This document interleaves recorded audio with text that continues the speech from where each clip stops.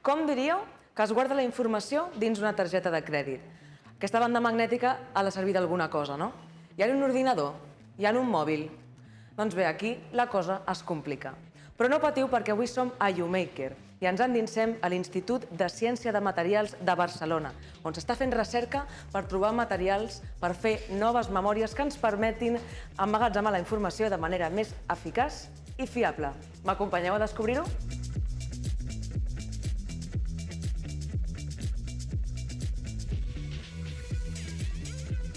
Soc l'Anna Morales, del canal de divulgació Size Matters, i avui descobrirem quina tècnica fan servir aquí a l'ICMAP per fabricar dispositius electrònics, com les memòries. És una tècnica que ens permet controlar molt bé les propietats dels materials que se n'obtenen. I avui veurem com funciona. Flipareu! Segurament algun cop has sentit que el silici és el material fonamental de l'electrònica, oi que sí? Es va començar a fer servir aquest element perquè és abundant, molt estable i versàtil a l'hora de fabricar dispositius i ha permès, a més, aconseguir dispositius d'una mida extremadament reduïda. Ara bé, en un futur proper, l'electrònica pot ser que tingui una evolució espectacular, gràcies als nous materials diferents del silici. Aquests nous materials són de tipus òxid i poden integrar-se molt bé en una electrònica revolucionària. Sempre ha sigut difícil fer-los anar, en gran mesura per la dificultat de formar capes suficientment fines i definides. A l'ICMAP fan servir una tècnica que es diu, atenció, deposició de làser pulsat, PLD pels amics. Aquesta tècnica consisteix en depositar capes finíssimes d'aquests materials a sobre de diferents substrats amb una estructura molt ben definida. Això permet que tinguin unes propietats òptimes per l'electrònica, com les memòries de les targetes, els mòbils, els ordinadors, que us parlava al principi. Anem a veure com funciona aquesta tècnica i què aconsegueixen a l'ICMAP. Som aquí amb l'Ignasi Fina, investigador de l'ICMAP, que treballa en l'obtenció de materials novedosos amb la tècnica de làser pulsat, el PLD. Ignasi, vosaltres treballeu en aquest laboratori fent materials que tenen un gruix de nanòmetres, que a més són cristal·lins. Com aconseguiu fer això amb el PLD? Doncs mira, el PLD és una tècnica que comença amb un material ceràmic com aquest, que és simple d'obtenir, tot és complicat però és bastant simple d'obtenir. Llavors el làser, li enviem un làser pulsat, llum, amb molta energia, de forma pulsada. Pim, pim, pim. Llavors tota aquesta energia fa que aquest material d'aquí marxi i es dipositi sobre un cristall d'aquests que li diem substrat. Aquest procés és molt lent i aconseguim crear una capa fina, una làmina molt prima, que té una alta qualitat cristal·lina. Què vol dir que un material sigui cristal·lí i com us assegureu que és efectivament cristal·lí? Doncs mira, que un material sigui cristal·lí és que els àtoms estan molt ben ordenats, amb una periodicitat molt ben definida al llarg de molta longitud, no? És a dir, aconseguim fer mostres molt grans amb una qualitat molt elevada. Per això necessitem la tècnica del PLD, que requereix els buits, és a dir, una pressió atmosfèrica molt més baixa que la pressió atmosfèrica ambient. És a dir, que no hi hagi cap partícula a dintre la càmera on fem creixement. I després, com sabem si l'estructura és cristal·lina, és la que volem, utilitzem tècniques de rajos X o també de transmissió d'electrons. Llavors fem com una radiografia del nostre material i comprovem que efectivament els àtoms estan ordenats amb la periodicitat que nosaltres volíem. I per què necessiteu una qualitat tan gran o que no hi hagi defectes o res que sigui que tot el material sigui igual? Doncs com nosaltres el que volem fer són memòries, per fer memòries el que interessa és tenir una densitat de memòria molt elevada. Llavors això vol dir que cada element de memòria ha de ser molt petit.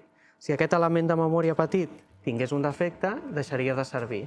Llavors, aquest és el motiu pel qual necessitem que l'estructura cristal·lina sigui molt bona.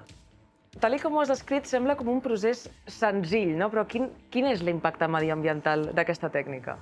Doncs nosaltres som físics, i l'avantatge de treballar amb tècniques de dipòsit físiques és que una vegada has muntat el teu equip per créixer el material o per realitzar les teves mesures, no necessites ni dissolvents ni altres productes químics per fer el teu material.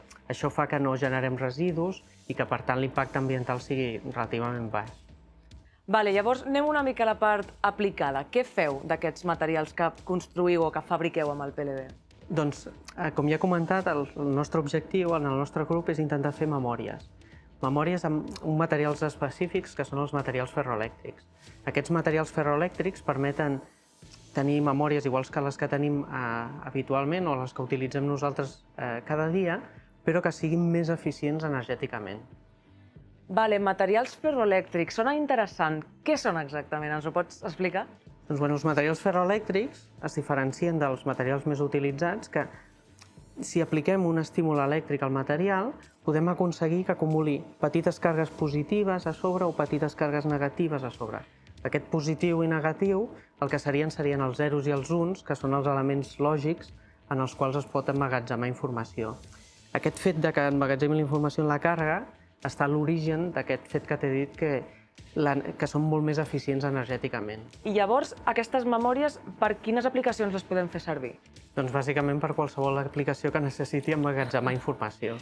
Hi ha alguna cosa més? Ara actualment hi ha tota aquesta recerca, que nosaltres també participem, i molts grups d'Europa i de tot el món, que és el desenvolupament d'aquest tipus de computació basada en la intel·ligència humana, en fer ordinadors que es basin en el cervell humà. Llavors, aquests ordinadors necessiten uns elements que són diferents als que s'han utilitzat fins ara i els materials ferroelèctrics poden donar prestacions que complirien amb aquestes necessitats d'aquest tipus d'ordinadors. Per tant, potencialment en el futur, els materials ferroelèctrics es podrien utilitzar per aplicacions en computació neuromòrfica. Avui en dia, la majoria de materials que s'investiguen mitjançant la tècnica de làser pulsat són molt cristal·lins i es fabriquen de manera sostenible, però són encara molt complexos i cars de produir, com per escalar-los a nivell industrial. Ara bé, tenen un interès potencial molt gran per a aplicacions en la indústria de l'electrònica. A més, es poden aconseguir materials amb propietats extraordinàries que permeten fabricar dispositius de manera molt més eficient i fins i tot materials que imitin el funcionament de les neurones del nostre cervell. Segur que tindran un paper molt important en un futur. Un futur que ja és aquí. No és ciència-ficció. Fer recerca en ciència bàsica i en coneixement fonamental i en materials que encara no es comercialitzen però que tenen un gran potencial és imprescindible perquè la ciència evolucioni.